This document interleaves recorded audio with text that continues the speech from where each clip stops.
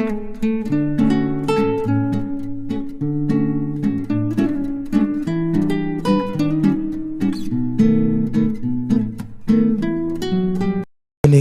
స్తోత్రములు. కూడి వచ్చిన మీ అందరికీ నా యొక్క వందనాలు తెలియజేస్తూ ఉన్నాను. ప్రియులరా, ఒక వాక్యము చదువుకొని వాక్యానికి వెళదాము. కీర్తనల గ్రంథం 122వ అధ్యాయము 6-7 వచనాలు చదువుకుందాము. కీర్తన గ్రంథం 122వ అధ్యాయము 6-7 వచనాలు చదువుకుందాం. యెరూషలేము యొక్క క్షేమము కొరకు ప్రార్థన చేయుడి. యెరూషలేమా, నిన్ను ప్రేమించువారు వర్ధిల్లుదురు. నీ ప్రాకారములలో నెమ్మది కలుగును గాక. నీ నగరులలో క్షేమము ఉండును గాక. దేవునికి స్తోత్రం. మనము ప్రార్థన చేస్తాం కుటుంబాల్లో. ఎంతమంది ఈ వాక్యాన్ని జ్ఞాపకం చేసుకొని యెరూషలేము క్షేమం కొరకు ప్రార్థన చేశాము? మన కోసం ప్రార్థన చేసుకుంటాం, మన పొరుగు వారి కోసం ప్రార్థన చేస్తాము, మన సంఘం కొరకు ప్రార్థన చేస్తాము, మన దేశం కోసం మనము ప్రార్థన చేస్తాం. ప్రార్థన చేయాలి.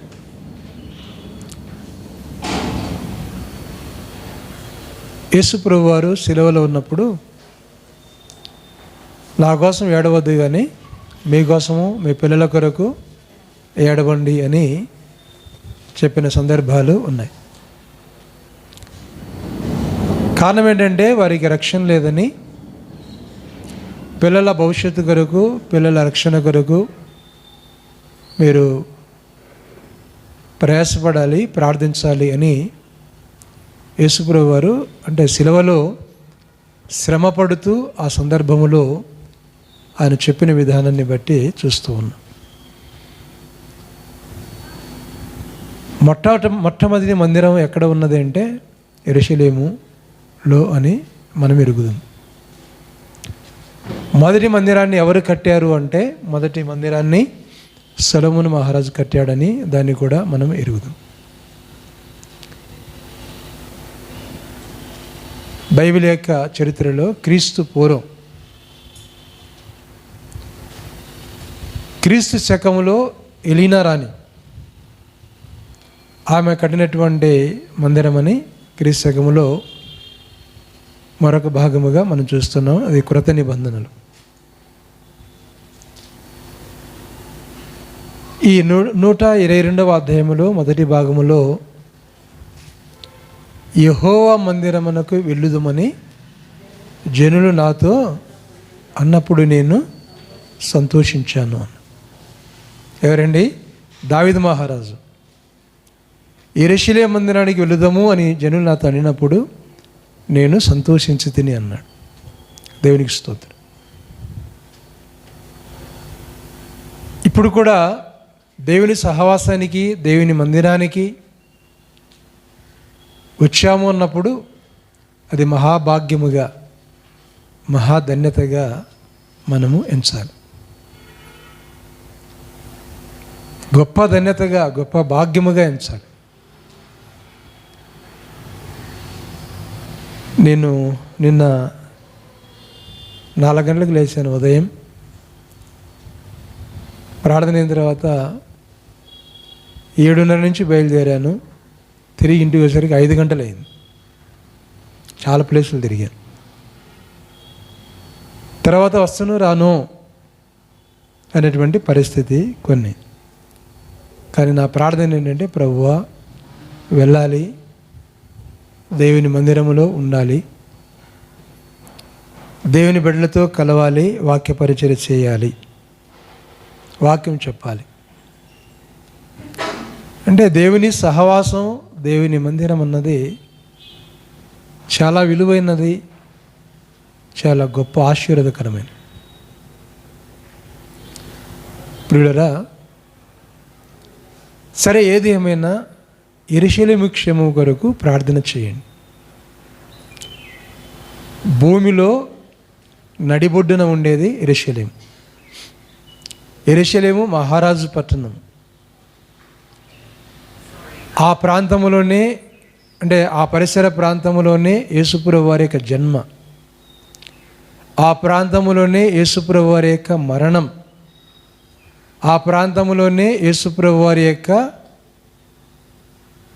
ఆరోహణం, తర్వాత అదే ప్రాంతంలో యేసుప్రభువు వారి యొక్క రాకడ కూడా జరుగుతుంది. ప్రకటన గ్రంథంలో ఆ యెరూషలేము యొక్క ఆ స్థలం ఎంత ఉండేది, ఎలా విస్తీర్ణమని వాక్యములో రాయబడి. యెరూషలేమునకు చాలా ప్రాధాన్యత ఉన్నది. ఆ ప్రాంత ప్రజలకు కూడా చాలా ప్రాధాన్యత ఉన్నది. చాలా గొప్పది. ఇక్కడ దానం బ్రదర్ వారు ఉన్నారు. వాళ్ళ రిలేషన్స్లో దీనా అని ఆమె యెరూషలేములో ఉంది, సరే ఇశ్రాయేలు యొక్క దేశంలో ఉంది. వారు సబ్బాతును ఆచరిస్తారు. వారు వంట చేసి అలా పెట్టుకొని ఇంకా ఏమి ముట్టకుండా అలా ఉంటారట. ఉదయకాల సమయానికి కూడా ఆ వంట వేడిగా ఉంటుందని. అంటే ఆ ప్రాంతంలో అది దేవుని మహిమ. అంటే ఆ దినాన, శనివారం దినాన ఏమి చేయకూడదు. సరే, ఏమి చేయకూడదు, శనివారం దినాన ఏమి చేయకూడదు. కనుక శుక్రవారం దినాన ప్రిపేర్ చేసుకుని అలా శనివారం ప్రేయర్లో అలా ఉండటం, ఆ తర్వాత వారు ముట్టడం అనేది జరుగుతుంది.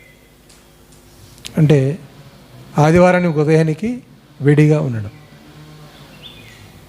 చాలా అద్భుతమైనటువంటి మహిమలు, ఆ కార్యాలు. యెరూషలేము మీద చాలా యుద్ధాలు జరిగాయి. చాలామంది యుద్ధం చేశారు. యెరూషలేము యొక్క ప్రాకారములు పడగొట్టారు. నెబుకద్నెజరు మొదలుకొని నేటి వరకు జరుగుతూనే ఉన్నాయి. ఈరోజు యెరూషలేములో మసీదు ఉంది. ఎక్కడైతే సొలొమోను మహారాజు మందిరాన్ని కట్టాడో అక్కడ మసీదు ఉన్నది. తిరిగి ప్రభు వస్తాడు. ప్రియులరా, దానిని నూతనమైన యెరూషలేమని కృత నిబంధన గ్రంథంలో మనం అంటూ ఉన్నాం. దానిని ఎంతమంది నాశనం చేయాలన్నా యెరూషలేమును ఎవరితో కాలేదు. మానవ బలహీనతలను బట్టి కొన్ని సందర్భాలలో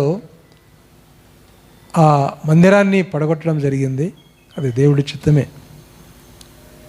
కానీ దేవుని కార్యం మరలా జరుగుతుంది.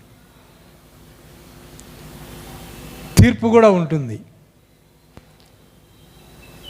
కనుక బైబిలే చెబుతుంది ఏంటంటే, మనం ఎప్పుడు ప్రార్థన చేసినా మన కుటుంబాల్లో, దేవుని సంఘములో యెరూషలేము యొక్క క్షేమము కొరకు ప్రార్థన చేయాలి. గుర్తుపెట్టుకోండి, యెరూషలేము యొక్క క్షేమము కొరకు ప్రార్థన చేయాలి. యెరూషలేమా నిన్ను ప్రేమించువారు వర్ధిల్లెదరు అని బైబిల్ సెలవిస్తూ ఉంది. యెరూషలేమా నిన్ను ప్రేమించేవారు వర్ధిల్లెదరు. కాబట్టి చాలా ఇంపార్టెంట్, చాలా అవసరమైనది దాని కొరకు ప్రార్థన చేయటం, యెరూషలేము కొరకు ప్రార్థన చేయటం. ప్రియులారా, 79వ కీర్తనలో మొదటి భాగంలో 3 వచనాల్లో అక్కడ కొన్ని అనుభవాలు యెరూషలేము గురించి ఉన్నాయి. చూడండి. దేవా, అన్యజనులు నీ స్వాస్థ్యములోనికి జొరబడి ఉన్నారు. వారు నీ పరిశుద్ధ ఆలయమును అపవిత్రపరిచి ఉన్నారు. యెరూషలేమును పాడిదిబ్బలుగా చేసి ఉన్నారు. వారు నీ సేవకుల కళేబరములను ఆకాశ పక్షులకు ఎరగాను, నీ భక్తుల శోములను భూజంతువులకు ఆహారముగాను పారవేసి ఉన్నారు. ఒకడు నీళ్లు పోసినట్లు యెరూషలేము చుట్టూ వారి రక్తము పారబోసి ఉన్నారు, వారిని పాతిపెట్టి వారెవరునూ లేరు. ప్రియులరా, ఈ 79వ కీర్తనలో మొదటి నుంచి ఇంతవరకు యెరూషలేము మీద జరిగినటువంటి దాడి, యెరూషలేములో ఉన్న ప్రవక్తలను చంపినటువంటి క్రమం చాలా ఘోరమైంది. పాడుదిబ్బలుగా చేశారు. అన్యులు అని బైబిల్ గ్రంథం సెలవిస్తుంది. అన్యులు ఆశాపరుస్తూ ఉన్నాడు, ఈ విధంగా పాడు చేశారు. అక్కడ రక్తము చిందించబడి ఉంది, ప్రవాహముగా చిందించబడి ఉన్నది. ప్రవక్తల యొక్క రక్తం. మనము యెషయా మొదలుకొని మలాకి వరకు చదువుతాము. ఆ ప్రవక్తల్లో చాలామంది ప్రవక్తలు చంపబడ్డవారు. యెషయా ప్రవక్తను రంభముతో కోసివేశారని బైబిల్ గ్రంథం ఆ చరిత్ర చెబుతుంది. ఇర్మియాను చాలా ఇబ్బంది పెట్టారు, యెహెజ్కేలును చాలా ఇబ్బంది పెట్టారు. ఇలా ఆ ప్రవక్తలు చాలా ఇబ్బంది పెట్టారు, చంపివేశారు, చాలా శ్రమల పాలు చేశారు. అయితే వారు ఏం చేశారండి? వారు సత్యాన్ని గురించి బోధించారు, సత్యాన్ని గురించి చాటించారు, సత్యాన్ని గురించి మాట్లాడారు. ఇలా చేస్తే, ఇలా మాట్లాడితే వారిని ఇంత భయంకరముగా చిత్రహింస చేశారు. అందుకే లోకము సైతాన్ యొక్క గురి ఎవరి మీద ఉన్నదనగా యెరూషలేము మీద. కనుకనే యూదులను లేకపోతే క్రైస్తవులను ఉంచకూడదని సైతాన్ ఎప్పటి నుంచో ప్రయత్నం చేస్తూ ఉన్నాడు. ఇశ్రాయేలు యొక్క దేశాన్ని తీసివేయాలని ఎప్పటి నుంచో ప్రయత్నం చేస్తూ ఉన్నాడు. ఆయన కూడా ఎవరి తరము కాలేదు. దేవుడు ఎవరినైతే నిర్ణయించాడో మరణానికి, అంటే హతసాక్షులుగా, వారు హతసాక్షులైపోతూ ఉన్నారు. అది మాత్రాన ఈ లోకంలో వారు ఓడిపోయారని కాదు, వారికి పరలోకంలో గొప్ప ధన్యత ఉన్నది, ఆశీర్వాదం ఉన్నది, గొప్ప దీవెన ఉన్నది. 87వ కీర్తనలో కోరాహు కుమారులు కూడా యెరూషలేమును జ్ఞాపం చేసుకుంటారు. 3 వచనాలు చదువుకుందాం. ఆయన పట్టణపు పునాది పరిశుద్ధ పర్వతముల మీద వేయబడి ఉన్నది, యాకోబు నివాసములన్నిటికంటే సియోను గుమ్మములు యెహోవాకు ప్రియములై ఉన్నవి. దేవుని పట్టణమా, మనుషులు నిన్ను గురించి మిక్కిలి గొప్ప సంగతులు చెప్పుకుందరు. దేవునికి స్తోత్రం. ఇది రాబోయే కాలంలో జరిగే దాని గురించి కోరాహు కుమారులు తెలియపరుస్తుంది. కోరాహు కుమారుడు ఎంతమంది? కోరాహు కుమారులు అంటే 3 అని బైబిల్ గ్రంథంలో చూస్తాం. అది నిర్గమాకాండములో. ఎందుకైనా మంచిది మన క్లారిఫికేషన్ కోసం. చూడండి, నిర్గమాకాండం 6వ అధ్యాయము 24వ వచనం. కోరాహు కుమారులు అస్సీరు, ఎల్కానా, అబియాసాపు. ఎవరండి? అస్సీరు, ఎల్కానా, అబియాసాపు. వీరు ఎవరంటే కోరాహు యొక్క కుమారులు. వీళ్ళు చాలా భక్తిపరులు. వీరు దేవుని యందు భయభక్తి కలిగినటువంటి వారు, చాలా భక్తిపరులు. దేవుని విశ్వాసముతో జీవిస్తున్నటువంటి వారు చాలా భక్తిపరులని వాక్యం సెలవిస్తుంది. ఇలా ప్రవచనం ఏంటంటే, ఈ లోకంలో పడేయచ్చు. దాని గురించి మాట్లాడుతూ ఆయన పట్టణపు పునాది పరిశుద్ధ పర్వతం మీద వేయబడి ఉన్నది అంటే ఆత్మీయ మందిరాన్ని గురించి మాట్లాడుతూ, రాబోయే నూతన యెరూషలేమును గురించి మాట్లాడుతూ కోరాహు కుమారులు చెప్పినటువంటి మాట, యాకోబు నివాసములన్నిటికంటే సియోను గుమ్మములు యెహోవాకు ప్రేమలై ఉన్నవి. దేవుని పట్టణమా, ఏ పట్టణం అండి? ఆ పట్టణం దేవుని పట్టణం. గుర్తుపెట్టుకోండి. ఎందుకు మనం ప్రార్థన చేయాలంటే దేవుని పట్టణం. గుర్తుపెట్టుకోండి. ఎందుకు ప్రార్థన చేయాలండి? దేవుని పట్టణం. దేవుని పట్టణం. దేవుని పట్టణమా, నేను గురించి గొప్ప సంగతులు చెప్పుకుంటా. ప్రియులారా, నీవు నేను కూడా ఆ నూతన యెరూషలేములో ఉండాలి. మనం ఆ నూతన యెరూషలేములో ఉండాలి. నూతన యెరూషలేములో ఉండాలి. పరలోక పట్టణం అంటున్నాం. దానినే క్రొత్త ఆకాశము, క్రొత్త భూమి, నూతన యెరూషలేము. క్రొత్త ఆకాశం, క్రొత్త భూమిలో నూతన యెరూషలేము. అక్కడ దేవుని బిడ్డలు ఉంటారు. దేవుడు ఉంటాడు, దేవుని బిడ్డలు ఉంటారు. జ్ఞాపకం చేసుకో. కనుక కోరాహు కుమారులు యెరూషలేము గురించి ధైర్యముతో, విశ్వాసముతో ప్రవచిస్తూ అలా మాట్లాడుతున్నటువంటి సందర్భాన్ని బైబిల్ గ్రంథంలో మనము చూస్తూ ఉన్నాం. జ్ఞాపకం చేసుకో. సరే ప్రియులారా, దీని గురించి యేసుప్రభువు వారు కూడా చెప్పాడు. అది కూడా చెప్తాను. లూకాసు వార్త 13వ అధ్యాయం 34వ వచనం, 35వ వచనంలో ఆ యెరూషలేము ఏ విధంగా దేవుని బిడ్డలకు ఆశ్రయముగా ఉన్నదో, ఆశీర్వాదకరంగా ఉన్నదో అక్కడ జ్ఞాపం చేస్తూ ఉన్నాడు.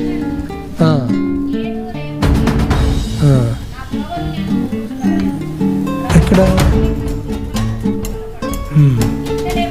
యెరూషలేమా, యెరూషలేమా, ప్రవక్తలను చంపుచు నీ యొద్దకు పంపబడిన వారిని రాళ్లతో కొట్టుచు ఉండుదానా, కోడి తన పిల్లలను తన రెక్కల కింద ఎలాగూ, మైక్ లేదు, ఎలాగూ చేర్చుకునేనో అలాగే ఎన్నో మారులు నేను నీ పిల్లలను చేర్చుకొనవలనని ఉంటిని కానీ.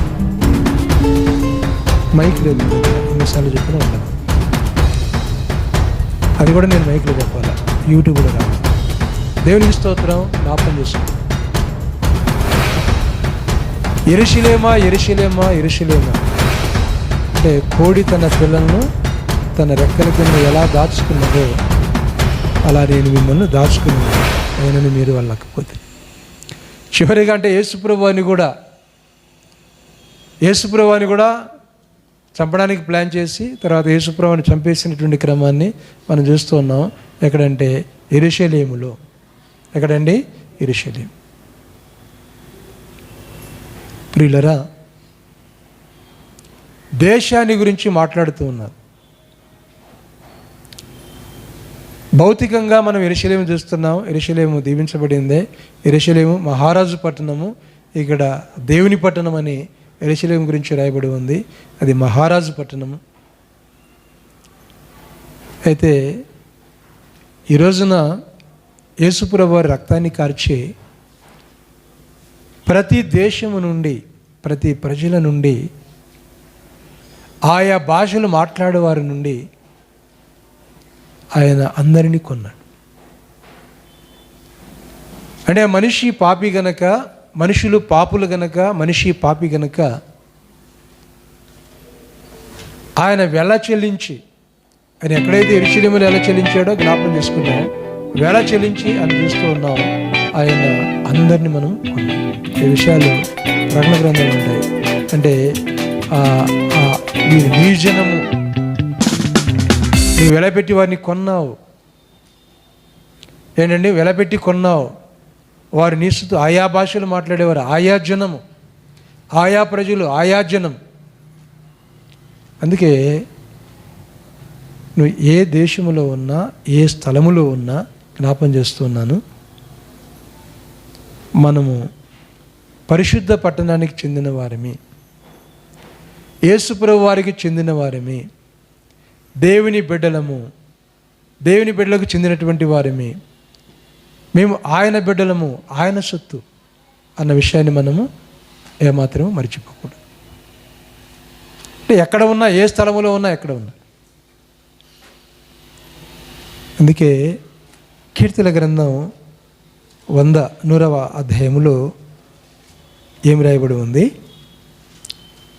సమస్త దేశములారా యెహోవాకు ఉత్సాహధ్వని చేయుడి, సంతోషముతో యెహోవాని సేవించు. సమస్త దేశములారా, అక్కడ యెరూషలేము అది పరిశుద్ధమైన పట్టణం, అది రాజనగరము, అది దేవుని స్థలము. యేసుప్రభువు వారు కూడా శిష్యులకు చెప్పినప్పుడు మీరు మొదట ఎక్కడికి వెళ్తారంటే నశించుతున్నటువంటి ఇశ్రాయేలు ప్రజల దగ్గరికి వెళ్ళమన్నాడు. ఎక్కడికండి?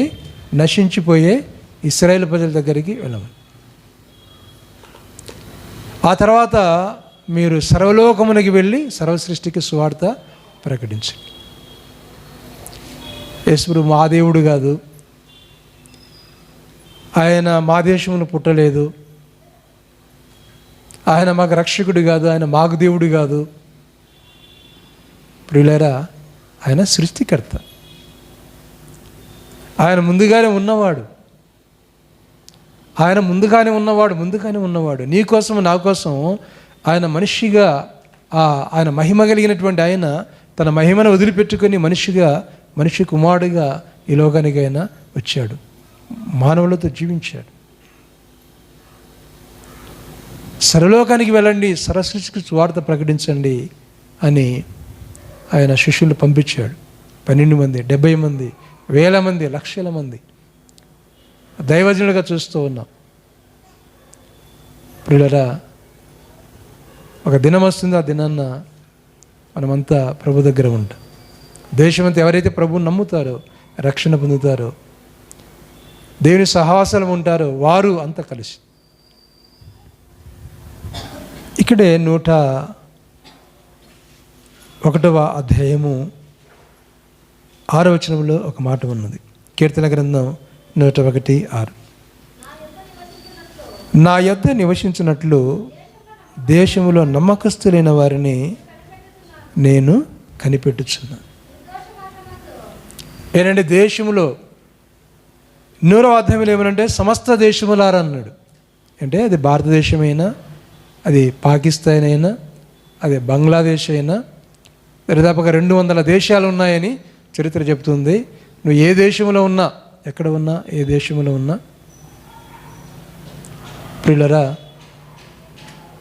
దేశములో నమ్మకస్తులైన వారిని ఆయన కనిపెడుతూ ఉన్నాడు అని అంటూ, నిర్దోష మార్గమందు నడుచువారు నాకు పరిచారకులగుదురు. అంటే దేవుని కట్టడలు, దేవుని యొక్క మాటలు, దేవుని యొక్క క్రమం, ఆ విధంగా నడిచేవారు, ఆ విధంగా నడుస్తున్నవారు, వారి గురించి మాట్లాడుతూ వారు నాకు పరిచారకులు. దేవునికి స్తోత్రం. దేశములో నమ్మకస్తులైన వారిని ఆయన చూస్తూ ఉన్నాడు, ఆయన కనిపెడుతూ ఉన్నాడు. నమ్మకస్తులైన వారిని ఆయన కనిపెడుతూ ఉన్నాడు. గమనించి ఈ రోజున మనం ఎక్కడున్నామండి? మనం ఎక్కడున్నాం? భారతదేశంలో ఉన్నాం కదా. మన మీద బాధ్యత ఏంటంటే మనం ప్రార్థన చేయాలి. మన దేశం కోసం ప్రార్థన చేయాలి. ఏనని మన దేశం కోసం ఎక్కడైతే మనం ఉంటున్నామో ఆ దేశం కోసం మనం ప్రార్థన చేయాలి. ఒక దిన దేశం అంతా ఒకటే అయిపోతుంది, ప్రభుత్వం అంతా దేవునిదే అయిపోతుంది, రాజ్యం అంతా ఆయనదే అయిపోతుంది, భూలోక రాజ్యాలన్నీ ఆయన స్వాధీనంలోకి వచ్చేస్తాయి. యెరూషలేం మహానగరం, మహారాజు పట్టణం అవుతుంది. యెరూషలేమునకు ఉన్నటువంటి ప్రాధాన్యత మరి ఏ దేశానికి లేదు. ఆ ప్రజలకు ఉన్నటువంటి తెలివితేటలు ఏ దేశానికి లేవు. ఆ దేశానికి ఉన్న చరిత్ర ఏ దేశానికి లేదు. ఆ దేశానికి ఉన్న టెక్నాలజీ ఏ దేశానికి లేదు. సాంకేతిక పరిజ్ఞానం ఏ దేశానికి లేదు. ప్రియులరా, ఆశీర్వదించినటువంటి స్థలం, మనమంతా దీవించబడాలి. అందుకే బైబిల్ గ్రంథంలో, అంటే మనం భారతదేశంలో ఉన్నాం కనుక వేరే దేశాల్లో ఉన్న వాళ్ళకి బైబిల్లో కొన్ని టచ్ అయినప్పుడు అప్పుడు అరే బైబిల్లో ఇది ఉంది కదా అనిపిస్తుంది. ఎస్తేరు గ్రంథం 1వ అధ్యాయం 1వ వచనంలో ఉందండి, హిందూ దేశము మొదలుకొని అని ఉంటుంది. 127 సంస్థానముల ఎస్తేరు కాలంలో ఏమన్నదండి? చదవండి అమ్మ ఒకసారి. ఎస్తేరు గ్రంథం. ఆశ్వరేసు దినములలో ఏమయ్యకూడదు అట్లా ఇవ్వండి, ఇస్తే అట్లా పాస్ చేయండి. చెప్పరు కదా, ఎందుకు అట్లా అంటారు మీరు? హిందూ దేశం మొదలుకొని కూషు దేశం వరకు. ఏ దేశం ఉంటుంది? హిందూ దేశం. ఆన్ చేసుకోవాలి అది. హిందూ దేశము మొదలుకొని. తర్వాత 8వ అధ్యాయం 9వ వచనం. ఇక్కడ ఎస్తేరు గ్రంథం 8వ అధ్యాయం 9వ వచనం.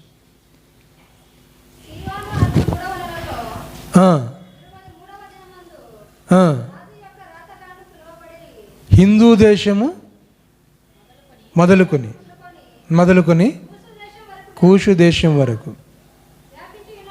ఆనుంది ఆఫ్ ఉందా ఫోను? అది ఆనుంది ఆఫ్ ఉందా? మీ మైకు ఆన్ చేసుకోవాలి కదా. హిందూ దేశం మొదలుకొని అంటే దాన్ని ఇండియా అంటాం. ఇండియన్స్ అని అంటే తప్పులేదు, ఇండియన్ హిందూ అంటే తప్పులేదు. ఎక్కడ పుట్టినవని అక్కడే అంటాం. కానీ దైవపరంగా మనం ప్రభువుని ఎరిగినప్పుడు అది దైవపరంగా క్రైస్తవులమే. ఇండియన్ అన్నది, హిందూ అన్నది అది తప్పేం కాదు. నువ్వు ఎక్కడైతే పుట్టామో ఆ దేశం పేరు. ఆ దేశంలో పుట్టావు కనుక అని అంటే నాకు ఒకసారి డౌట్ వస్తుంది. భారతదేశాన్ని ఒక దేవుడు, యెరూషలేముని ఒక దేవుడు అంటే ఆ స్థలాన్ని ఒక దేవుడు, ఈ స్థలాన్ని ఒక దేవుడు కలగజేశాడా? కాదు కదా. దేవుడు ఆయన పలకగానే పలికి, యెహోవా దేవుడు ఆయన పలకగానే ఆకాశం కలుగునుగాక భూమి కలుగునుగాక అంటే అలా కలిగినటువంటి సందర్భాన్ని మనం చూస్తున్నాం. ఆకాశం కలుగునుగాక భూమి కలుగునుగాక. దేవుడు ఒకడే. ఆయన యెహోవా తండ్రి, ఆయన యేసుక్రీస్తు. ఆయన లేకుండా ఏది కలగలేదు, ఆయన చేసి. అందుకే ప్రియులరా, మన దేశం ఉన్నప్పుడు గర్వపడాలి. నేను భారతీయుణ్ణి, నేను భారతదేశము, నాది హిందూ దేశము, నేను ఇండియన్స్ చెప్పుకోవాలి, తప్పులేదు. అయితే ఏ దేశమైనా ఆ దేశం కొరకు మనం ప్రార్థన చేసి ఆ దేశంలో నశించి ఆత్మల కొరకు ప్రయాసపడుతూ దేవుని రక్షణలోకి వారిని నడిపించాలి. అందుకే నేను అంటున్నాను, ప్రతి ప్రార్థనలో యెరూషలేము క్షేమం కొరకు ప్రార్థన చేయాలి. ప్రతి ప్రార్థనలో మన భారతదేశ రక్షణ కొరకు మనం ప్రార్థన చేయాలి. గుర్తుపెట్టు. కనుకనే కీర్తన గ్రంథం 85వ అధ్యాయము 9వ వచనం. 85వ అధ్యాయం 9వ వచనం. మన దేశములో మహిమ నివసించున్నట్లు ఆయన రక్షణ ఆయనకు భయపడు వారికి సమీపముగా ఉన్నది. ఇప్పుడు ఏమనుకోవాలండి? మన దేశములో అనుకోవాలి. ఇది కూడా కోరాహు కుమారుల కీర్తనలే. వాళ్ళు బైబిల్ చదివేటప్పుడు వారు మన దేశం అన్నప్పుడు వారి దేశం జ్ఞాపకం రావాలి. మనం బైబిల్ చేసుకునేటప్పుడు మనం అప్లై చేసుకొని ఇక్కడ మన దేశంలో మహిమ నివసించినట్లు. అది ఏ దేశమైనా మహిమ నివసించాలి ప్రభువా, నీ మహిమ మా దేశంలోకి రావాలి ప్రభువా, నీ మహిమ మా దేశంలో ఉండాలి ప్రభువా.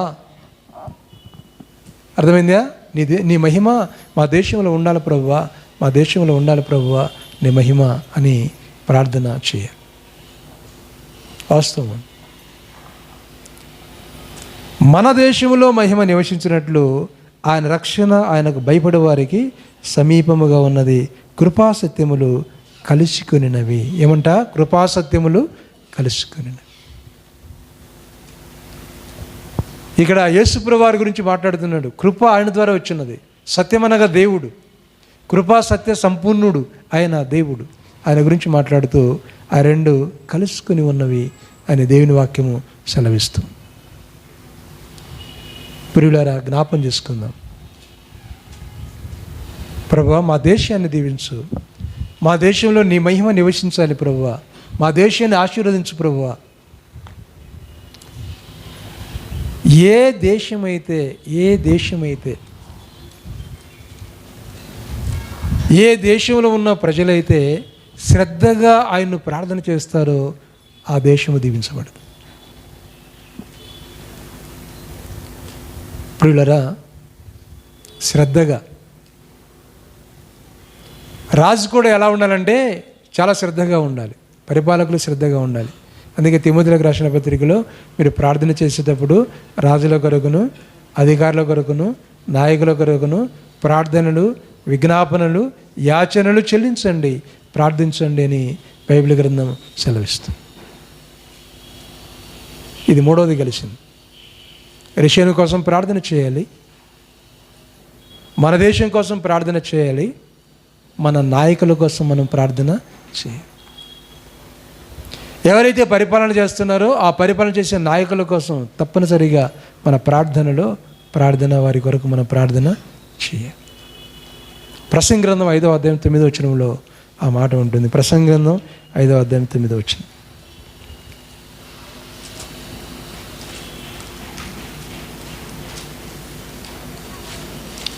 5వ అధ్యాయం 9వ వచనం.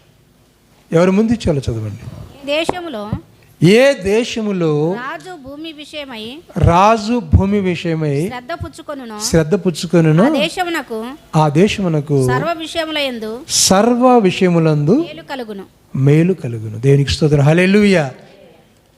ఒక దైవజనుడిగా, ఒక విశ్వాసులుగా భూమి విషయం అంటే అక్కడ మాట్లాడుతున్నది ఆధ్యాత్మికంగా మాట్లాడుతున్నాడు. ఏ రాజు అయితే ఆ దేశం విషయమై ఆ భూమి విషయమై శ్రద్ధ కలిగి ఉంటాడో ఆ దేశము అన్ని విషయాల్లో అభివృద్ధి అవుతుంది. మన దేశం కూడా అభివృద్ధి అయింది ఒక యేసుక్రీస్తు యొక్క సువార్త ద్వారానే. స్వాతంత్రం రాకమునుపు తోమ మన భారతదేశానికి రాకమునుపు మన భారతదేశం యొక్క పరిస్థితులు ఎలా ఉన్నాయో, సాంప్రదాయాలు, ఆచారాలు, మూఢనమ్మకాలు, పిల్లలను బలి ఇవ్వడము, చదువు లేకపోవడము, సతీ సహాగమనము, జ్ఞానము లేకపోవడము, ఎట్లా వచ్చాయండి ఇవన్నీ? వైద్యం ఎక్కడి నుంచి వచ్చింది, చదువు ఎక్కడి నుంచి వచ్చినాయి, బ్యాంకులు ఎక్కడి నుంచి వచ్చినాయి, పత్రికలు ఎక్కడి నుంచి వచ్చాయి, మందిరాలు ఎక్కడి నుంచి వచ్చాయి, జ్ఞానం ఎక్కడి నుంచి వచ్చింది? చూడండి, మిషనరీ ద్వారానే వచ్చింది. మిషనరీల ద్వారానే వారు వచ్చి సువార్త ప్రకటించి వారు చేసిన పని మనలో ఉన్న మూఢకత్వాన్ని, పూర్వీకులుగా ఉన్నటువంటి మూఢత్వాన్ని తొలగించి సువార్త ప్రకటించి చదువు చెప్పించి వైద్యము చేసి ఆ సిఎంసి హాస్పిటల్ జ్ఞాపం చేసుకున్నప్పుడు వేలూరులో మీరు చదవండి, ఒక ఆమె ఉంటుంది, ఆమెకి ఇష్టం లేదు ఇక్కడికి రావడానికి. ఏం పేరు ఆమె పేరు గుర్తుందా నీకు? ఈ మధ్య యూట్యూబ్లో కూడా వచ్చింది. చిన్న ఆమె క్లినిక్ పెట్టింది ఇక్కడ వేలూరులో ఉన్నటువంటి హాస్పిటల్. ఆ తర్వాత దేవుడు ఎంతగా అక్కడ తీసుకుని వెళ్ళాడు చూడండి, అంతగా దేవుడు తీసుకుని. ఒకటి కాదులేండి, అందుకే 85:9 నీ మహిమ మా దేశంలో నివసించాలి ప్రభువా, నీ మహిమ మా దేశంలో ఉండాలి ప్రభువా, నివసించాలి ప్రభువా అని వారు ప్రార్థన చేసి. శ్రద్ధ ఉండాలి, పాస్టర్లకి, విశ్వాసాలకి, కుటుంబాలకి శ్రద్ధ ఉండాలి, ప్రార్థన చేయాలి. పరమగీతంలో కూడా ఆ స్వరాన్ని గురించి, స్వార్థ స్వరాన్ని గురించి ఒక మాట రాయబడి ఉంది. 2వ అధ్యాయం 12 వచనం. పరమగీతము 2వ అధ్యాయము 12 వచనం. దేశమంతటా పువ్వులు పూసి ఉన్నవి. పిట్టలు కోలాహలము చేయు కాలం వచ్చెను. పావురస్వరము మన దేశంలో వినబడుచున్నది. నువ్వు ఎక్కడైతే ఉన్నావో, ఏ దేశంలో ఉన్నావో, పిట్టల కోలాహలం వినపడుతూ ఉన్నది. దేవుని మహిమ వస్తూ ఉన్నది. పావురస్వరం మన దేశంలో వినపడుతూ ఉన్నది. ఏంటంటే పావురస్వరం. పావురం అని ఎందుకు వాడాడు? పరిశుద్ధాత్మ పావురం. పావురము నిష్కలంకమైనది, పరిశుద్ధమైనది, లోపము లేనిది. మన దేశంలో ప్రభువా, మా దేశంలో, మా భారతదేశంలో పావురస్వరం వినపడాలి ప్రభువా. ఈ రోజున యూట్యూబ్లో చూస్తూ ఉంటే, పేపర్లో చూస్తూ ఉంటే ఎంత భయంకరమైన మరణాలు, ఎంత భయంకరమైన వ్యభిచారము, ఎంత భయంకరమైన పాపము, ఎంత భయంకరం అంటే అంత భయంకరం, చాలా భయంకరం, చాలా భయంకరం. ఇవన్నీ నిర్మూలించబడాలంటే కేవలము యేసుక్రీస్తు బోధ ద్వారానే మాత్రమే, మరొకటి ఏం లేదు. ఈ మధ్య మన మృత్యుంజయన్న గారు నేను ఎందుకు క్రైస్తవుని కాలేదంటే అని అంటూ కొన్ని చూపిస్తూ ఉన్నాడు. కొన్ని నేను ఎందుకు హిందువును కాలేదు అని అంటే, నేను ఎందుకు హిందువును కాదు, నేను ఎందుకు క్రైస్తవుని అని చెబుతూ కొన్ని విషయాలు, చాలా చాలా విషయాలు ఫేస్బుక్లో పెడతా ఉన్నాను. అంటే ఆయన చెప్పే మాట ఏంటంటే, పరిశుద్ధుడు ఒక యేసుక్రీస్తు తప్ప ఈ లోకంలో ఎవరు పరిశుద్ధుడు లేరు. నేను అలా ఉండాలంటే ఆయన నమ్ముకోవాలి. ఏంటని, నేను అలా జీవించాలంటే, నేను అలా పరిశుద్ధంగా ఉండాలంటే ఆ పరిశుద్ధిని నమ్ముకోవాలి. చిరంజీవిని నమ్ముకున్నావు అనుకోండి, చిరంజీవిలా ఉంటుంది క్యారెక్టర్. కొంతమంది ఈ మధ్య మోసపోయి ఓట్లు వేస్తూ ఉన్నారు. హీరోలకు ఓట్లు వేసి బయటకు వచ్చిన తర్వాత అడే ఈడి క్యారెక్టర్ ఇదే అని అంటా ఉన్నారు. అక్కడేమో చూస్తారు అదంతా అది యాక్షన్ కదా. జీజస్ యాక్షన్ కాదు, రియల్ హీరో జీజస్. ఆయన నిజమైనటువంటి నాయకుడు యేసు ప్రభువారు మన దేశంలో. అందుకే ఇర్మియా గ్రంథం 22వ అధ్యాయం 29వ వచనంలో ఉంటుంది, దేశమా దేశమా దేశమా యెహోవా మాట, దేశమా దేశమా దేశమా యెహోవా మాట విను. అంటే సమస్త దేశములారన్నాడు కదా 100వ కీర్తనలో. అలా అంటున్నాడు, దేశమా దేశమా దేశమా యెహోవా మాట విను. నువ్వు బాగుపడాలంటే. యెరూషలేము గురించి మాట్లాడుతున్నాడు. అంటే యెరూషలేములో పాపులు లేరని నేను చెప్పడం లేదు, అందరే నీతిమంతులు ఉన్నారని చెప్పటం లేదు. యెరూషలేము గురించి మాట్లాడుతున్నాడు, భారతదేశాన్ని గురించి మాట్లాడుతున్నాడు, ప్రతి దేశాన్ని గురించి మాట్లాడుతున్నాడు. దేశమా దేశమా దేశమా యెహోవాను నమ్ముకో. యెహోవాను నమ్ముకుంటే చక్క మార్గంలో నడుస్తావు, నీకు నిత్యజీవం ఉన్నది, నీకు పరలోకం ఉన్నది. దేశమా యెహోవాను నమ్ముకో. ప్రియులారా, అలా ఉన్నప్పుడు మనం దీవించబడతాం, మన కుటుంబాలు దీవించబడతాం. దేశము పవిత్రంగా పరిశుద్ధంగా ఉండాలి అంటే ఆ ప్రజలు అలా ఉండాలి. ఆ ప్రజలు, అక్కడ ఉన్నటువంటి ప్రజలు, ఆ ప్రజలు అలా ఉండాలంటే వారు దేవుని యొక్క ధర్మశాస్త్రం లేక దేవుని యొక్క వాక్యం వారికి అవసరం, దేవుని యొక్క మాటలు, దేవుని యొక్క వాక్యం అవసరం. అలా ఉన్నప్పుడు ఖచ్చితంగా ఆ దేశం దీవించబడుతుంది. సంఖ్యాకాండంలో 15వ అధ్యాయంలో 13వ వచనంలో చూడండి, అక్కడ ఆ దేశాన్ని గురించి మాట్లాడుతూ 15వ అధ్యాయం 13వ వచనం, 15-13, 15 and 13. దేశంలో పుట్టిన వారందరూ యెహోవాకు ఇంపైన సువాసన గల హోమార్పణమును తెచ్చినప్పుడు అట్లా ఉండాలంట. దేశంలో పుట్టిన వారందరూ యెహోవాకు ఇంపైన సువాసన గల హోమార్పణముగా. అర్థమైందండి? ఎట్లుండాలా దేవుని బిడ్డలు అంటే వారి జీవితాలు పవిత్రీకరించబడి, పరిశుద్ధపరచబడి, దేవునికి ఎలా ఉండాలంటే హోమార్పణముగా ఉండాలంట, పరిశుద్ధపరచబడి సువాసనగా ఉండాలంట. అందుకే కదా ఎఫెసీయులకు రాసిన పత్రిక 5వ అధ్యాయంలో చెప్పినటువంటి మాటలు అక్కడ ఏమున్నాయండి? అక్కడ ఏమంటాడండి? అక్కడ ఆయన మనము పరిమళ వాసనగా ఉండాలని మన కొరకు బలిగాను అర్పణగాను ఆయన అర్పించుకున్నాడు. ఎలా ఉండాలంటే హోమార్పణముగా ఉండాలి. ఎవరండి? విశ్వాసులు, దైవజనులు, విశ్వాసులు, సంఘం ఎలా ఉండాలంటే పరిశుద్ధపరచబడి హోమార్పణముగా ఉండాలి. అలా ఉన్నప్పుడే అనేకులకు దీవెనకరం, ఆశీర్వదకరం అవుతుంది. అపరిశుద్ధముగా ఆ భూమి, ఆ ప్రజలు ఉండకూడదు. ఇక్కడ 35వ అధ్యాయం 34 వచనంలో చూస్తున్నాం. సంఖ్యాకాండం 35వ అధ్యాయం 34 వచనం.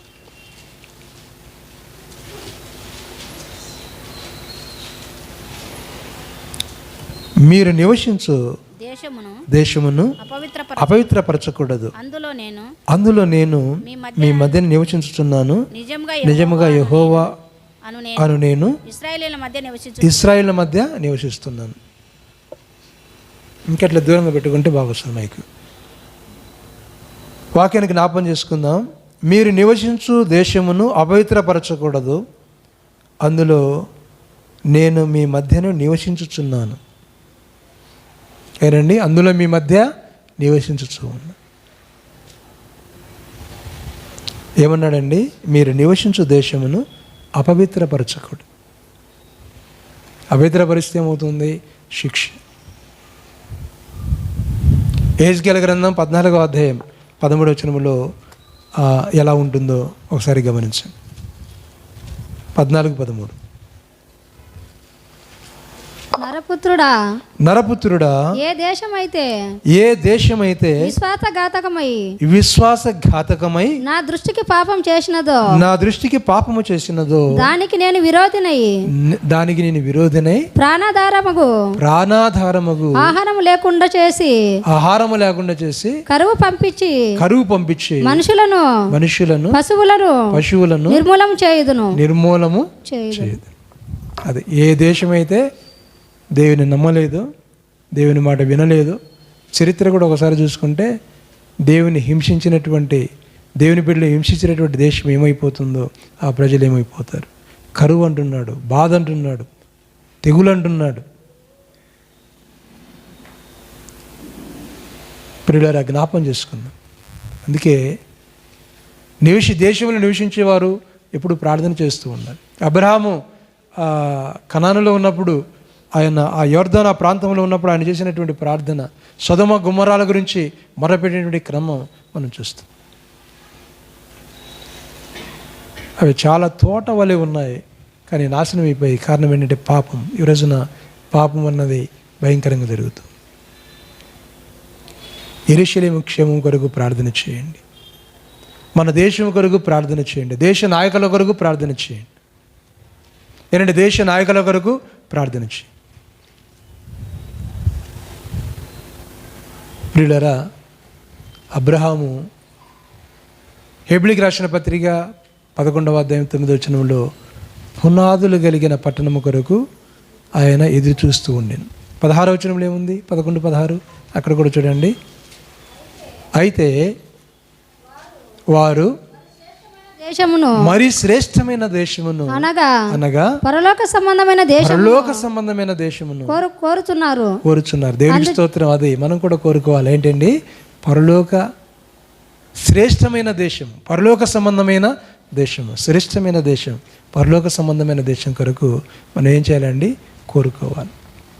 దేవునికి స్తోత్రం. జ్ఞాపం చేసుకో. అడగాల, దేవుని అడగాల, కోరుకోవాలి, జ్ఞాపం చేసుకో. అదే దేవుని యొక్క వాక్యం సెలవిస్తుంది. అందుకే యేసుప్రభు వారు మహానగరం అంటున్నాం, అక్కడ మంచి మంచి రాజులు పరిపాలించినది అంటున్నాం. సౌలు, దావీదు మహారాజు ఆ యెరూషలేమును పరిపాలించారని మనం చూస్తూ ఉన్నాం. అలా ఆ మహానగరానికి పేరు ఉన్నది మనం చూస్తూ ఉన్నాం. ప్రియులరా, ఆ మహానగరంలోనే గవిని వెలపట యేసుక్రీస్తు ఏమేడండి? తన ప్రాణాన్ని అర్పించాడు. యేసుక్రీస్తు ఏమిటంటే తన ప్రాణాన్ని ఊరి గవిని వెలపెట్ట తన ప్రాణాన్ని ఆయన అర్పించాడు. ఎవరి కోసం అండి? నీ కోసం, నా కోసం. అందుకే ఇప్పుడు ఒక్కసారి కీర్తన గ్రంథం 87వ అధ్యాయం చదివినప్పుడు అక్కడ అంటాడు, ఏమంటారండి? ఒక్కసారి చదువుకుని ముగించుకుందాం. కోరాహు కుమారులు చెప్పినటువంటి మాటలు 87వ అధ్యాయం మొదటి నుంచి. ఆయన పట్టణపు పునాది మీద పరిశుద్ధ పట్టణం మీద వేయబడి ఉన్నది. యాకోబు నివాస స్థలం కంటే సియోను గుమ్మములు యెహోవాకు ప్రియములై ఉన్నాయి. దేవునికి స్తోత్రం. ఎంత గొప్ప ధన్యత, ఎంత గొప్ప భాగ్యము కదండి. చాలా గొప్ప ధన్యత. అందుకే ప్రకటన గ్రంథం 19వ అధ్యాయంలో అక్కడ గొర్రెపిల్ల వివాహోత్సవం వచ్చి ఉన్నది. ఆయన భార్య తను తాను సిద్ధపరచుకుని ఉన్నది కనుక మనం సంతోషపడి ఉత్సహించుదాము అన్న వాక్యాన్ని మనము చూస్తాం. ఇంకా చాలా ఉన్నాయి అక్కడ. అంటే పరలోకము నుండి ఏ విధంగా దిగి వస్తూ ఉన్నదో అన్న వాక్య భాగము, చాలా గొప్ప మాటలు రాయబడి ఉన్నాయి. 5వ అధ్యాయంలో, ప్రకటన గ్రంథం 5వ అధ్యాయంలో ఇక్కడ ఆ పరలోక మహిమ 9-10 వచనాల్లో ఉంటుంది. చాలా దేవుని కొరకు మనుషులకుని మా దేవునికి ఒక రాజ్యముగాను యాజకులుగాను చేస్తేవి కనుక వారు భూలోకమందు ఏలుదురని వారు ఒక గొప్ప పాట పాడుదురు అని మనం చూస్తున్నాం. కాబట్టి జ్ఞాపం చేసుకుందాం, నూతన యెరూషలేము. అదే 21వ అధ్యాయంలో ఇదిగో దేవుని నివాసం పరలోకమందు ఉన్నది అన్న వాక్యం చూస్తున్నాం. కాబట్టి జ్ఞాపం చేసుకుందాం ప్రియ దేవుని బిడ్డలారా, మనము ఆ యెరూషలేము క్షేమం కొరకు ప్రార్థన చేయాలి. మన దేశం కొరకు ప్రార్థన చేయాలి. నాయకుల కొరకు, అధికారుల కొరకు ప్రార్థన చేయాలి. దేవుని రాకడ కొరకు మనము సిద్ధపడాలి. దేవుని రాకడ కొరకు మనము సిద్ధపడాలి. ఎందుకనగా ప్రభువారు యెరూషలేము యొక్క ఊరి గవిటి వెలుపల ఆయన మరణించాడు. ఆయన సిలువ చేశారు. ఆయన మన కొరకు తను తాను అర్పించుకున్నాడు. దేవునికి స్తోత్రం. కాబట్టి జ్ఞాపకం చేసుకుంటూ ప్రభు మహిమార్థమై మనము ప్రార్థన యోధులముగా, దైవజనులుగా, విశ్వాసులుగా ఎప్పుడు ప్రార్థించేవారిగా ఉండాలి. మన ప్రార్థనలు ముఖ్యముగా యెరూషలేము క్షేమం కొరకు, తర్వాత మన దేశం కొరకు, మన నాయకుల కొరకు మనం ప్రార్థన చేస్తూ ఉండాలి. దేవుడి మాటలు దీవించి ఆశీర్వదించును గాక. అందరూ లేయండి, పాట మనం పాడు.